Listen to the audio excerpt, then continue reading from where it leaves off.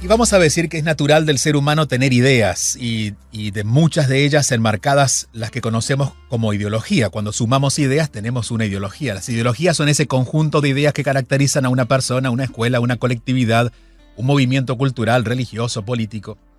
Para tener una ideología antes tenemos que haber tenido ideas y haber hecho el trabajo particular, es decir, individualmente, de analizar, revisar, comparar, discernir y luego llegar a la conclusión de cuál es nuestra manera de ver la vida. Los seres humanos somos tan particulares que lo natural sería que cada uno tuviera una ideología, una forma de ver la vida, y que luego nos reuniéramos con otros que piensan algo similar, que comparten los mismos valores, a pesar de que cada uno tenga su punto de vista, pero crearíamos comunidad a partir de lo que cada uno entiende que significa para él la vida. Pero los seres humanos no siempre hacemos ese trabajo y caemos en lo más fácil, que es la emocionalidad. Al no haber encontrado ideas propias, nos emocionamos con alguna idea que encierra una promesa.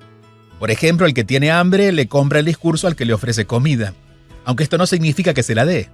O el que quiere libertad compra la idea del que le promete eliminar todos los condicionamientos, pero compra la idea desde sus emociones, solo ideas. De alguna manera, cuando miramos a la sociedad en estos días, vemos que esto ocurre en muchos niveles. Pero hoy queremos ocuparnos de la ideología empaquetada en un discurso político que emociona y que compramos como discurso desde nuestras emociones, como quien le cree a la promesa de amor de un estafador emocional disfrazado de galán y que nos enamora, y nos enamoramos.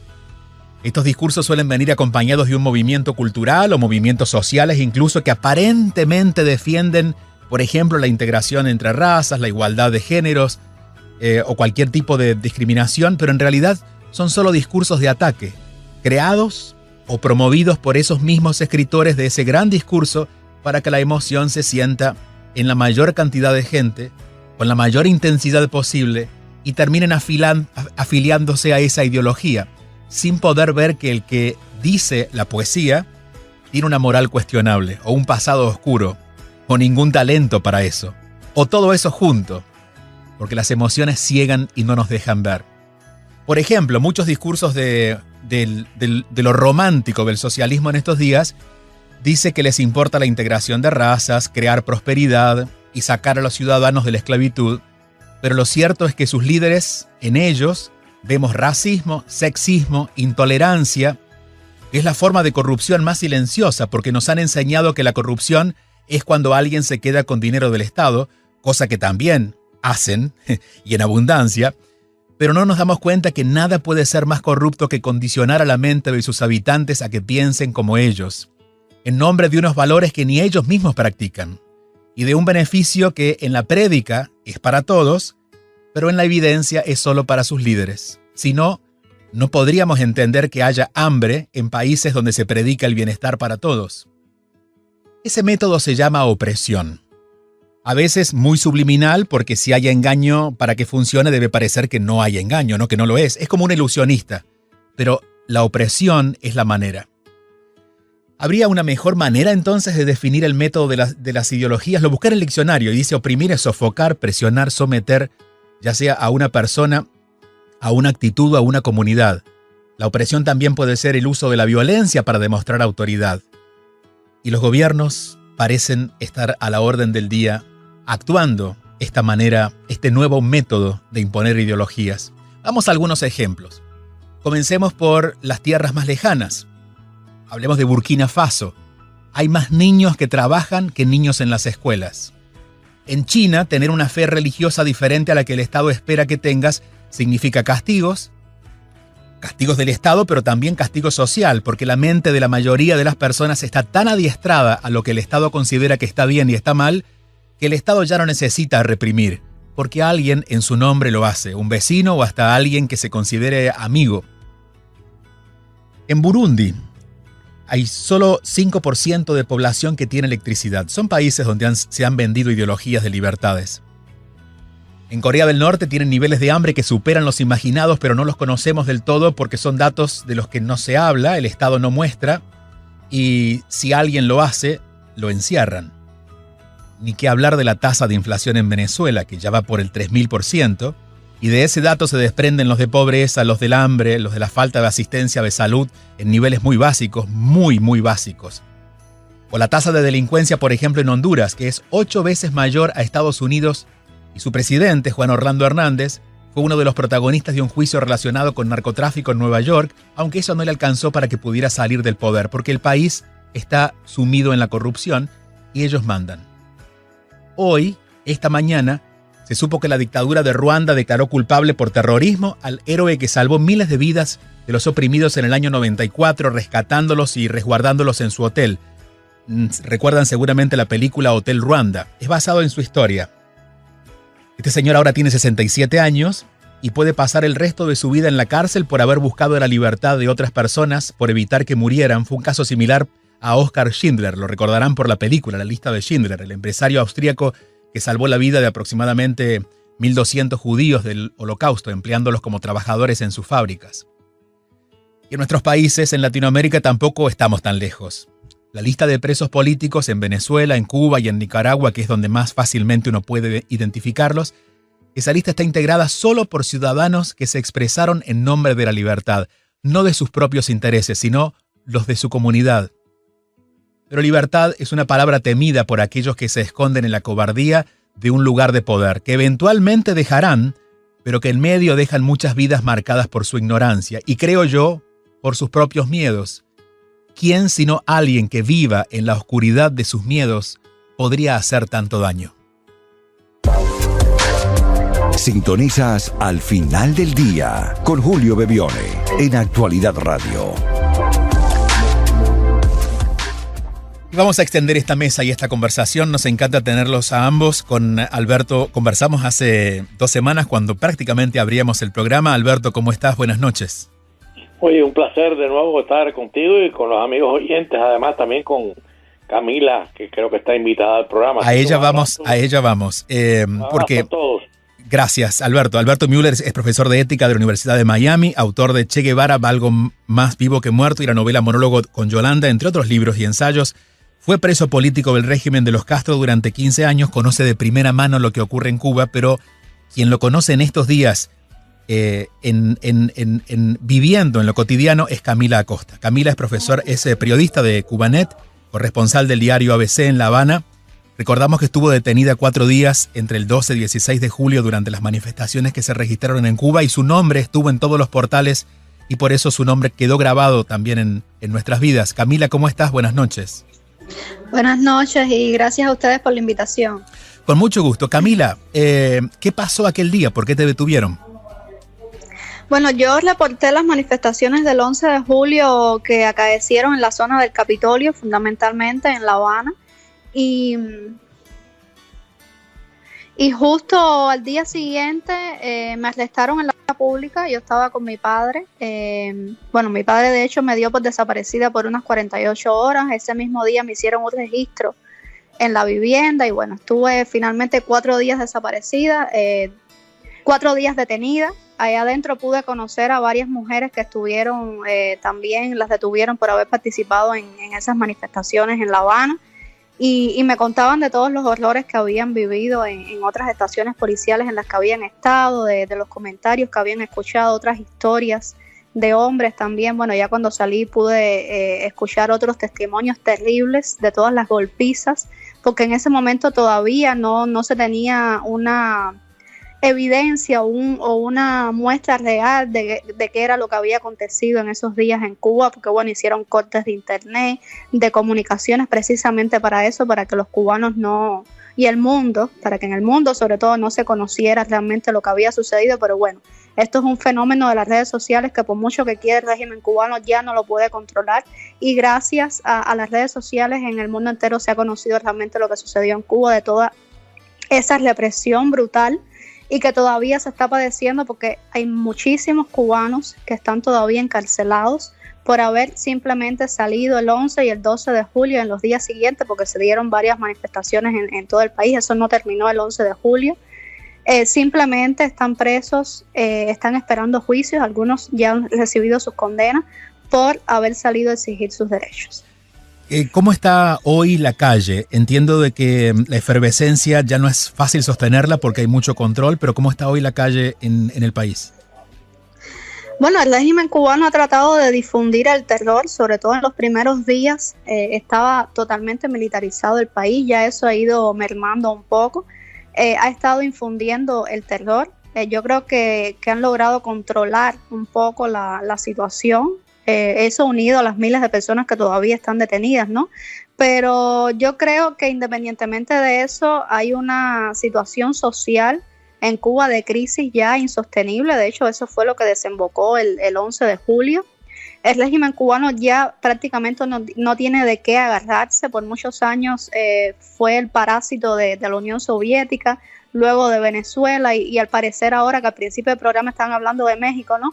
Está tratando también de agarrarse de México para sostenerse en el poder. Ya incluso México ha enviado algunas ayudas humanitarias. Hay largos cortes de electricidad, que recordamos que eso fue también parte de lo que desembocó el 11 de julio, independientemente, por supuesto, de todas las inconformidades políticas y sociales que existen en el país. Y esta es la situación que tenemos ahora, una crisis social terrible. Falta de medicamentos, de alimentos, personas muriendo diariamente porque no tienen oxígeno o porque simplemente no tienen una ambulancia o un medicamento. Y mientras esto sucede, pues todos los recursos del régimen sí están totalmente destinados a la represión. De hecho, yo estoy hace 67 días hoy sitiadas en mi casa. Yo no estoy libre, a mí me soltaron el 16 de julio, pero estoy presa dentro de mi casa y tengo diariamente una patrulla policial, 2 oficiales de la policía, 2 mujeres vestidas de civil y un oficial de la seguridad del Estado, simplemente para impedirme salir de la casa. Camila, ¿y por qué puedes hablar con nosotros? Digo, te costaría caro hacerlo y de todas maneras lo haces. Me cuesta el hecho de expresarme, no solamente dar entrevistas. Ya yo simplemente disentir o hacer periodismo de la manera que lo hago, abiertamente disidente, opositora al régimen cubano, ya eso es lo que me cuesta el ser constantemente hostigada, el hecho de tener una patrulla en la casa sin una orden judicial, sin ninguna justificante judicial, simplemente impedirme salir a la calle, aunque bueno, actualmente yo estoy en espera de juicio, por eso mismo, por haber reportado las manifestaciones del 11 de julio, y me cuesta expresarme, cuesta en el sentido de que puedo ser enviada a prisión. De hecho, en el juicio me pueden condenar de 3 meses a 1 año de privación de libertad.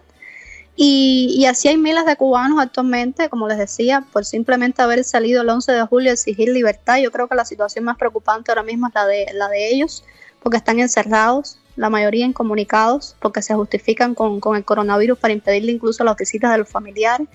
Y yo siempre que puedo trato de recordar que lo del 11 de julio no quedó ahí. Hay miles de personas todavía detenidas. Alberto, yo sé que en tu pasado hay memoria sobre esto, ¿no? Has sido preso político en otro momento del país, pero prácticamente se repite la historia. Tengo entre mis notas que en tu primer día de prisión padeciste el simulacro de fusilamiento, es decir, viviste el miedo terrorista que tienen los dictadores. Mientras escuchabas a Camila, ¿qué pasa por tu mente? Sí, mira, yo prefiero dejar el pasado de hace 60 años, que es muy parecido al que Camila está contando, pero bueno, vamos a concentrarnos en lo de... Me alegra mucho que Camila esté con nosotros, que esté en el programa.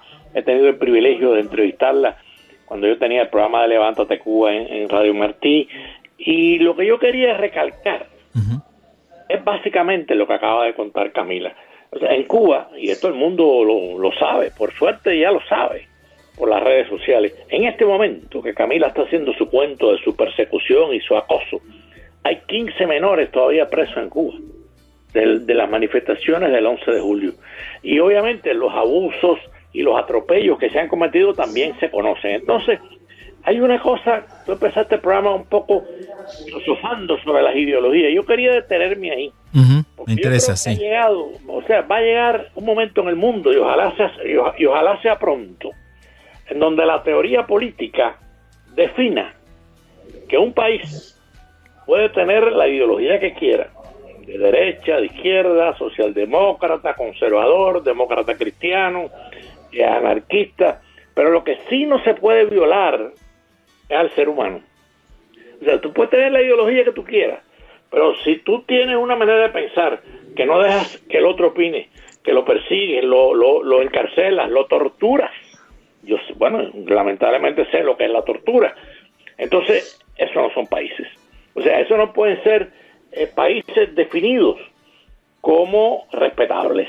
Y yo creo que la teoría política, tanto en Naciones Unidas como en los foros internacionales de derecho internacional, hay que definir. O sea, creo que va llegando el momento. Cuba es uno de los ejemplos más recientes.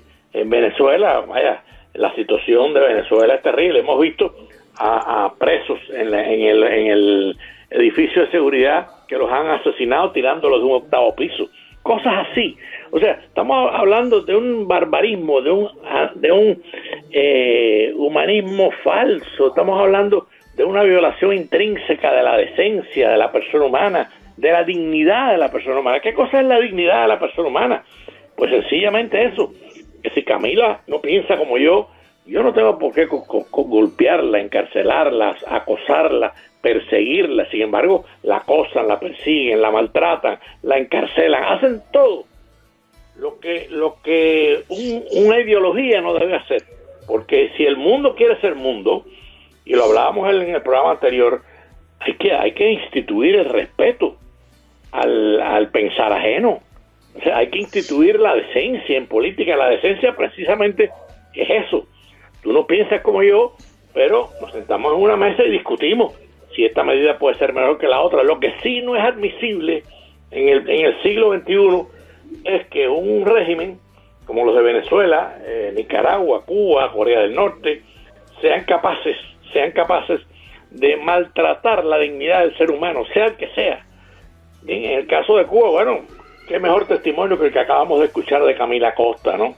Es un testimonio escalofriante. Y es escalofriante porque además el régimen de Cuba se ha caracterizado por el maltrato a la mujer cubana. Es una cosa que yo de eso he escrito muchísimo y lo he denunciado. Me parece una actitud tan débil y tan cobarde del régimen cubano, del régimen imperante en Cuba, del régimen gobernante en Cuba, que vale la pena señalarlo.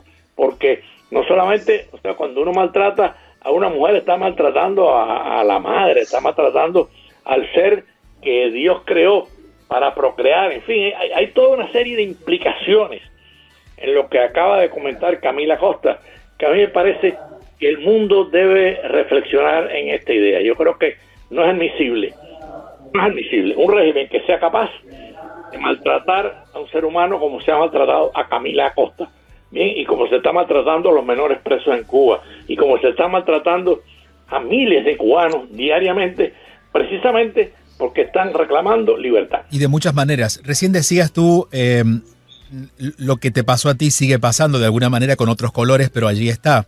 Pero lo que ha ocurrido en la generación de Camila es que se animaron a hacer algo que las otras generaciones quizás se vieron frustradas al poder intentar, lo que es salir a la calle y protestar. Camila, ¿qué cambió con tu generación? Cambió el hecho de que yo creo que mi generación es la tercera generación que ha vivido con este sistema, y nos hemos dado cuenta de que efectivamente no ha funcionado. Nuestros padres y nuestros abuelos perdieron su vida entera y no tienen nada. Mis abuelos comen gracias a que sus hijas, mi madre y mis tías, los mantienen con su sacrificio, con su trabajo, pero su pensión no les da siquiera para sobrevivir. Y cambió, yo lo decía al principio, el tema del acceso a la información de las redes sociales. No en vano a los medios de prensa, a la información le dicen el cuarto poder. Las redes sociales, el internet ha sido toda una revolución en Cuba. El hecho de poder estar haciendo, por ejemplo, entrevistas de este tipo hace unos 3, 4 años eso hubiese sido imposible. Que el mundo supiera en tiempo real que en Cuba personas estaban gritando libertad, que en Cuba las personas estaban exigiendo sus derechos, e incluso que se estaban golpeando. Eso hace unos 4 años no hubiese sido posible. Y estas generaciones es la generación digital, es la generación que ya no se informa, porque eso es otra cosa, que el gobierno cubano, el régimen, ha perdido el monopolio de los medios de información, que durante muchos años eso también les permitió sostenerse en el poder, adoctrinar, engañar. con Internet ellos han perdido el monopolio de la información, aunque debemos reconocer además que por supuesto tenemos muchas carencias todavía y que Internet no los tienen los 11 millones de cubanos, pero sí la gran mayoría de esta nueva generación que es digital y que está con sus teléfonos celulares constantemente en las redes sociales informándose, viendo otra realidad. Yo creo que eso es lo que ha cambiado, abrir los ojos, informarse, ver otro tipo de cosas que no es solamente la que informan en la mesa redonda o en el noticiero. Estamos hablando con Camila Acosta, periodista desde Cuba, y con Alberto Müller, profesor, escritor, periodista. Si quieren participar, no lo dijimos antes, pero siempre las líneas están abiertas. Es el 305-410-1040. Por una opinión o una pregunta, aquí estamos. 305-410-1040. Camila, otra pregunta para ti. Nosotros estamos más o menos enterados de lo que pasa en la isla gracias al trabajo de ustedes y lo que eventualmente se puede grabar. Entiendo tú estás limitada porque literalmente estás encerrada en tu casa, no te dejan salir. Pero, ¿qué saben ustedes de lo que está pasando en el mundo en favor del movimiento que han generado? ¿Pueden tener acceso a verlo? Sí, por supuesto. Gracias también a las redes sociales. Sabemos todas las manifestaciones de apoyo que se generaron a nivel internacional. Todas las marchas, las protestas, incluso yo veía en tiempo real esta cumbre que se desarrolló. ¿Me escuchan? Sí, adelante. Sí. Esta cumbre que se desarrolló incluso en México, que hubo manifestaciones también en contra de Díaz-Canel. La semana pasada también la resolución del Parlamento Europeo. Ya les decía, gracias a las redes sociales podemos mantenernos comunicados. Incluso yo, que estoy encerrada acá en la casa, no puedo salir a reportar desde la calle, pero mediante mi teléfono celular, internet, puedo hacer entrevistas como lo estamos haciendo ahora acá y por esa vía puedo de alguna manera seguir haciendo mi trabajo. ¿Has tenido la posibilidad de irte y decidiste quedarte o no salió esa posibilidad? Yo he viajado. A mí me regularon en noviembre de 2019. Para el que no conoce el término de regulado, es este eufemismo que usa el régimen cubano para castigar a los periodistas independientes, a los opositores, a los activistas. No les permiten salir del país como forma de castigo por su trabajo. Pues yo estoy regulada desde noviembre de 2019 y antes de eso viajé a Colombia, a Argentina y estuve en Estados Unidos también. Tuve la posibilidad de quedarme, pero no es algo que me interese. De hecho, actualmente me lo dicen de manera subliminal, ¿no? Que me vaya del país. Claro, que realmente yo favor, sé que, ¿no?, es lo que ellos quieren, claro, que yo me vaya del país y quieren deshacerse de mí, pero no está en mis planes. Vamos a sumar a Cari, que está en línea. Cari, ¿cómo estás? Buenas noches. Buenas noches, gracias. Bien, ¿y ustedes? Te escuchamos. Yo quisiera pedir que oremos por el presidente de Uruguay.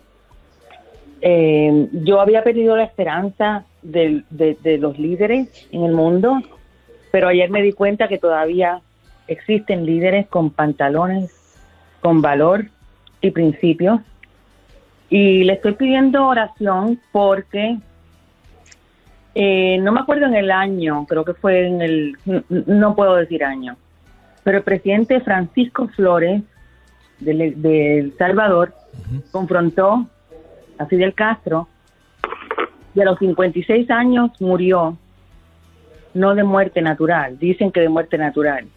No estoy diciendo que eso le vaya a pasar al presidente de Uruguay, pero yo desde aquí de mi humilde casa les pido oraciones por él y sabiduría a su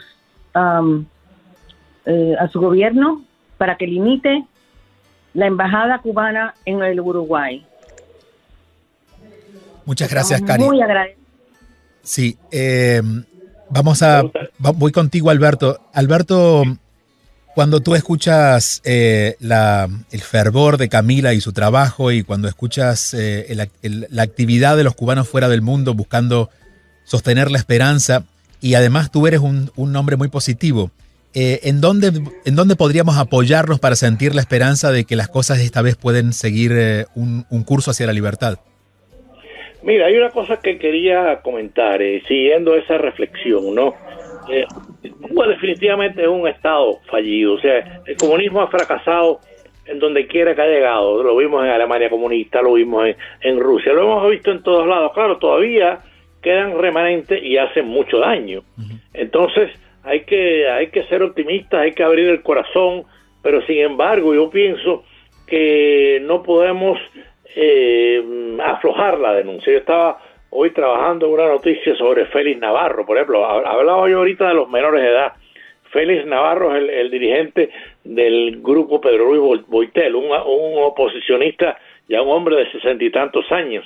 Lleva 20 y pico días en huelga de hambre. O sea, su hija está denunciando que el régimen quiere matarlo. Entonces, esas situaciones tan graves que vemos en Cuba, obviamente hay que denunciarlas. O sea, para eso está el periodismo, para eso tenemos periodistas como Camila Acosta y tantos otros que hay en Cuba, muy valientes, por cierto, ¿no?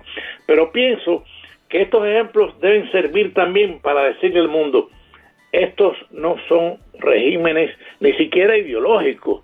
O sea, el abusar de una mujer, el torturar a un ser humano, el tirarlo de un 8º piso, el tener menores presos, eso no es una ideología, eso es un barbarismo, es una barbaridad que obviamente hay que condenar. Y yo pienso que Cuba está llegando al fin de todo este sufrimiento de más de 60 años. Creo que la manifestación del 11 de julio demostró que un pueblo, y eso es lo más interesante del 11 de julio, que demostró ante el mundo que el pueblo de Cuba quiere libertad. Y ahí está la clave.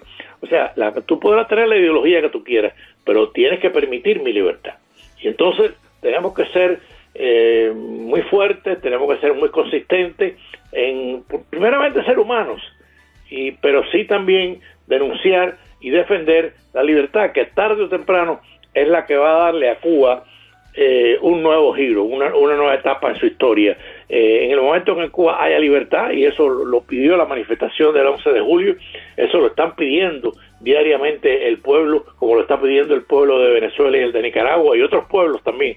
Entonces, bueno, por ahí tenemos que ir, no hay otra alternativa que seguir defendiendo la libertad y, por supuesto, también tratar de demostrar que una ideología como la de Cuba, que es un autoritarismo abusivo y torturador, eso desde mi punto de vista no es ideología, eso es un barbarismo que no se debe permitir en el siglo XXI. Camila, ante este aparente romanticismo que se plantea a veces con estas ideologías, ¿no? Sobre todo las ideologías de izquierda que se muestran un poco detrás del sentido poético de la política, contando tu realidad, tú puedes educar a las nuevas generaciones a entender cuál realmente es el resultado de esas ideologías. Para alguien que nos esté escuchando y aún piense que nosotros estamos hablando de otra cosa, ¿qué podrías tú decirle para contarle o para educar a esas personas a que puedan entender de otra manera lo que significa seguir una ideología con los ojos cerrados? Mira, todavía hay mucho romanticismo, no solo en Cuba, sino en América y Europa, de esa supuesta revolución cubana. Y yo lo vi, como te decía, antes de estar regulada, yo viajé a algunos países y pude escuchar ese romanticismo de personas que incluso nunca habían viajado a Cuba y tenían esa idea romántica de lo que es la revolución. Incluso me cuestionaban de que fuera una dictadura, me decían, no, es que en Cuba no hay desaparecidos, por ejemplo, comparándolo con dictaduras de Argentina, de Chile. Yo le decía, sí, ahora mismo en Cuba no hay desaparecidos, pero en la época de los 60, 70, las personas se fusilaban simplemente por su ideología. Y algún día se podrá escribir realmente toda esa historia de Cuba que hay que dilucidar, hay que contar. Y el 11 de julio hubo personas desaparecidas, hubo personas desaparecidas y muertas. Yo creo que ha sido por toda la denuncia internacional, por eso es muy importante visibilizar este caso. Y hay que entender también que el régimen cubano se ha especializado, porque para ellos es muy importante la imagen que pueden tener internacionalmente, y se ha especializado en el asesinato moral, en el descrédito, en el asesinato psicológico de las personas. Yo, por ejemplo, no sufrí tortura física en los 4 días en los que estuve detenida, pero sí tortura psicológica, desde las mismas condiciones pésimas en que te encarcelan. Yo que nunca en mi vida había pasado ni siquiera una noche en una celda, solo varias horas en momentos de detención, y celdas semioscuras, con unas rejas solamente por donde apenas entraba la ventilación, extremado calor, mosquitos, cucarachas y los interrogatorios. Yo tenía alrededor de 2 interrogatorios diarios. Para mí esa tortura psicológica es casi tan mala como la tortura física. Y hay que entender eso también. Muchas personas, yo digo, este nivel de estrés, de esta presión, se aguanta un tiempo, pero no mucho tiempo. A ti te pueden dar una golpiza y ya al poco tiempo ya recuperarte físicamente. Pero la cuestión psicológica es realmente también fuerte y deja menos huella. Y en eso se ha especializado el régimen cubano, claro, en torturar psicológicamente sin dejar huella. Y eso también hay que entenderlo para saber el nivel de represión y el nivel tan inhumano que tiene el régimen cubano. Y es una mafia y hay que tratarlo así. Alberto, tú estás en tus tareas de escritor y periodista, pero además de profesor, es decir, sabes explicar las cosas a los más jóvenes. ¿Cómo tú le explicarías a un joven la importancia de no seguir una ideología sin antes poder digerirla y poder comprender qué hay detrás de eso? Bueno, ahí entra la importancia de la ética. O sea, la ética no es más que el actuar justamente, moralmente, de acuerdo al beneficio del ser humano. Todo lo que vaya en contra no es ético. O sea, lo que está contando Camila no es ético. Por suerte ellos han tenido las redes sociales que en la época de nosotros no teníamos. En la época de nosotros nos torturaban y esa noticia se conocía 5 o 6 meses, 8 meses después. Pero bueno, los tiempos cambian y eso va en beneficio de la libertad de Cuba, ¿no? Pero sí, yo creo que lo que está haciendo Camila y todo el periodismo cubano y los oposicionistas de denunciar que el régimen de Cuba, podrá decir todo lo que quiera, pero el régimen de Cuba es un régimen inhumano, torturador y violador de la dignidad del ser humano. Y eso parece que no tiene importancia. Yo sí creo que tiene importancia. Creo que tiene importancia porque el final de ello, si Cuba es un estado fallido, es por eso. Claro, cuando tiene un régimen que no cree en la libertad, obviamente tampoco produce, porque para producir hay que darle al agricultor libertades y al trabajador libertades. Y entonces en Cuba, como eso no existe, se produce lo mínimo. Entonces es un país, como digo yo, es un país fallido, un país que tarde o temprano va a explotar. Y el régimen se va a despedir lamentablemente de una forma muy fea, si sigue por este camino.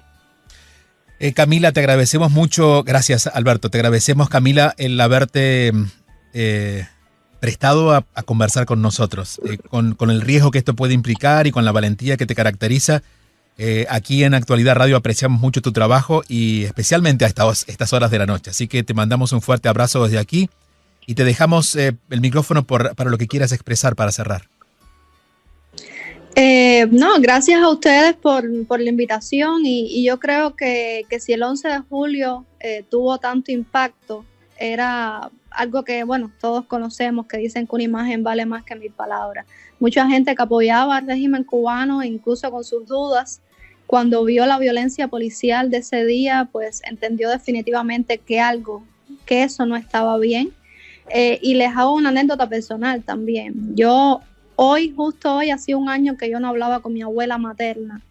Ella es una persona defensora de este régimen, bueno, ciega, adoctrinada, y hoy, después de un año, habló conmigo y con mi familia ha sido particularmente difícil esto, pero yo creo que ellos lo han entendido al ver todo lo que me ha sucedido, toda la violencia que ha ejercido el Estado contra mí, y pues definitivamente gracias a eso, si es que se le puede decir gracias, ¿no? Ellos han abierto los ojos y eso es muy importante, la denuncia, la evidencia, que el mundo vea que Cuba no es una revolución, hace mucho tiempo dejó de ser revolucionario. Esto es una mafia, un estado criminal y violador total de todos los derechos humanos, y cuando lo veamos así, vamos a saber entonces cómo enfrentar eso, que yo siempre digo, los pronunciamientos son buenos, pero más que los pronunciamientos, los cubanos necesitamos acción directa contra el régimen cubano para de una vez y por todas acabar con este mal que no solo afecta a Cuba y a los cubanos, sino a toda la región. Camila, tú estás dejando a la vista algo que más allá de lo que pasa a los pueblos como pueblos, pasa en las familias, a las personas, que es alejarse por pensar diferente. ¿Cómo ocurrió que tu abuela pudo acercarse a ti y poder vencer la ideología para conectarse con su nieta? Bueno, sucedió, fue una maquinación que hizo la seguridad del Estado, por supuesto, algo que ha trabajado muy bien este régimen durante muchos años ha sido el odio y la división familiar por cuestiones políticas y bueno, eso llegó a mi familia, pero durante más de un año esta misma familia ha visto todo lo que me ha sucedido, los desalojos, incluso en una ocasión, eso fue algo que les afectó muchísimo, en una ocasión que me detuvieron.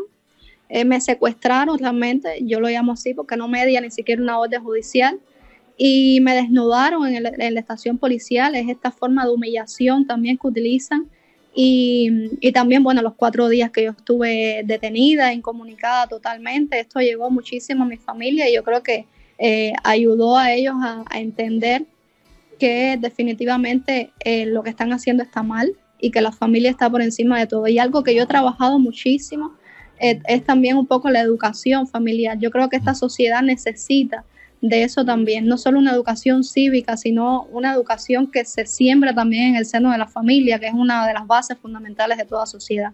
Y yo siempre les inculcaba, les decía, si ustedes quieren creer en este gobierno, yo los respeto, ese es su derecho. Yo lo único que les pido a ustedes es que me respeten a mí. Yo no tengo por qué comulgar ni tener las mismas ideas que tienen ustedes. Y entonces este trabajo educativo durante más de un año con mi familia yo creo que finalmente ha surtido efecto y hemos entendido, aunque todavía quedan algunas conversaciones pendientes porque no es algo que se resuelve de ahora para ahorita, ¿no? Claro, no es una vez.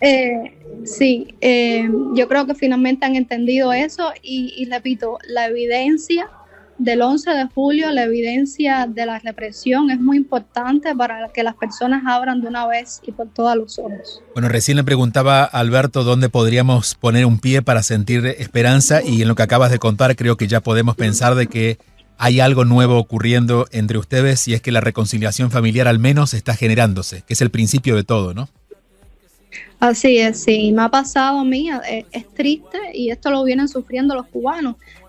Por ejemplo, hace años tener un familiar viviendo en Miami, eso era lo peor que podía suceder. No podías ni comunicarte con tus hermanos, tus padres, simplemente por vivir en otro país y gracias también a las redes sociales esa realidad ha ido cambiando. Esta generación es una generación completamente diferente ideológicamente a lo que intenta imponer el régimen cubano. Por supuesto, quedan todavía algunos ciegos, algunos engañados, por eso yo siempre digo que la estrategia de comunicación de los medios, de los periodistas, no debe ser solamente en la denuncia, que es igualmente importante, sino de llegar a esas personas que tienen dudas o que están adoctrinadas. Ya los que están convencidos, los opositores ya los tenemos de nuestro lado. Pero hay que llegar también a esa gente que todavía vive engañada y que son el sustento de ese régimen. Te mandamos un abrazo grande, Camila, que descanses, gracias nuevamente. Buenas noches, Camila es periodista de Cubanet, corresponsal del diario ABC en La Habana, sumándose esta noche en la que estamos hablando de ideologías y también de las consecuencias de esas ideologías que a veces empaquetadas en una forma coloridas, nos encantan, pero luego cuando abrimos la caja resulta que adentro encontramos con un explosivo. Alberto, siempre un gusto estar contigo y bueno, vas a decirte que estamos agradecidos con tu generosidad, que cuando te llamamos aquí estás. Gracias. Escuchando a Camila, pues cojo mucha fuerza y optimismo, porque en el momento que la libertad llegue al corazón de todos los cubanos, y cada día hay más cubanos, Cuba será libre. Así es. Alberto, un abrazo fuerte, que descanses.